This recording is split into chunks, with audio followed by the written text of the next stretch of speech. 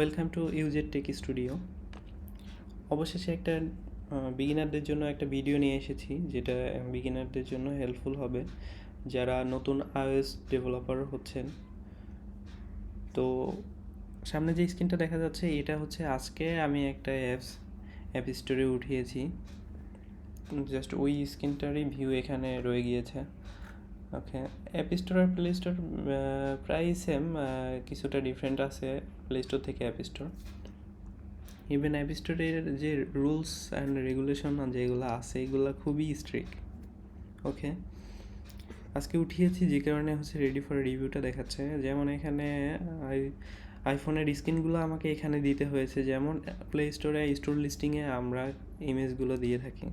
তারপর এখানে কিছু ইনফরমেশন, ডিসক্রিপশন, পটেনশিয়াল টেক্সট এগুলো দিতে হয়েছে। ওকে, তো আজকের বিষয়টা হচ্ছে বিগিনারদের জন্য একটা প্রজেক্ট ক্রিয়েট করে রান করানো iOS সিমুলেটরে অথবা এক্সকোডে, এই বিষয়টা আজকে ক্লিয়ার করব। তো চলুন একটা প্রজেক্ট ক্রিয়েট করি। ওকে,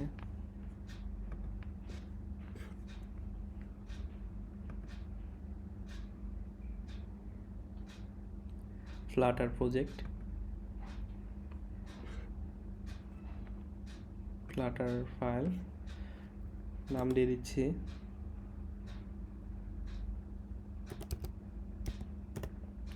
টেক। অর্গানাইজেশন নামটা সবসময় দিয়ে দেওয়া বেটার, কারণ হচ্ছে অর্গানাইজেশন ওয়াইজ প্লে স্টোর অথবা অ্যাপ স্টোরে হচ্ছে অ্যাপগুলোর একটা ইউনিক আইডি তৈরি হয়। তো ওকে, প্যাকেজ নেমটা আমি একটা অর্গানাইজেশন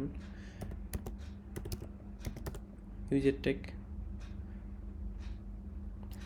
এমনকি অর্গানাইজেশনে আপনি যে নামটা দিবেন এরপর ডটের পরে হচ্ছে যে আপনার প্রজেক্টের নামটা সেট হয়ে যায়। Create,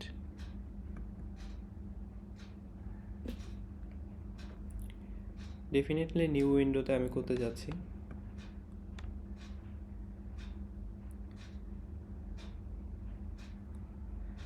okay, first of all আমাদের লেফট সাইডে টেক নামে একটা হচ্ছে প্রজেক্ট ক্রিয়েট হয়েছে।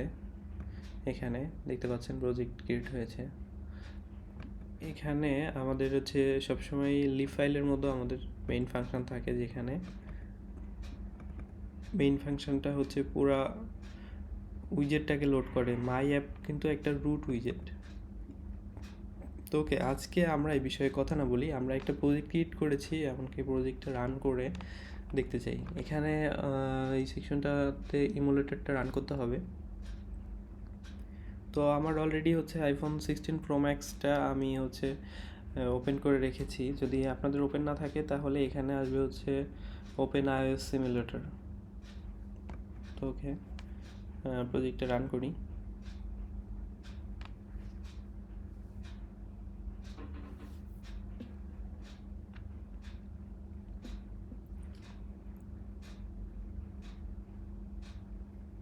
ফার্স্ট টাইম একটু সময় নেবে।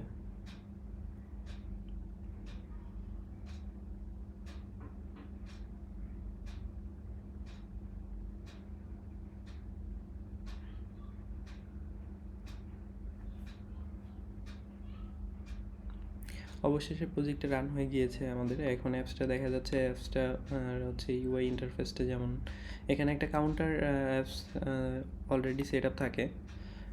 যদি আপনি নতুন ফ্লাটারে কোনো প্রজেক্ট ক্রিয়েট করেন তো বাই ডিফল্ট একটা কাউন্টার প্রজেক্ট এখানে রান করানো থাকে। এখানে অলরেডি 1 2 3 4। তো আজকের ভিডিও এই পর্যন্তই। একটা প্রজেক্ট ক্রিয়েট করে সেটা রান করানো পর্যন্ত ছিল। নেক্সট ভিডিওতে দেখাবো হচ্ছে কীভাবে প্যাকেজ সেট করা এবং হচ্ছে এক্সিকিউটিভ কনভার্ট করে দেন হচ্ছে ইমুলেটরে রান করানো হয়। তো ঠিক আছে, thanks for watching, please subscribe.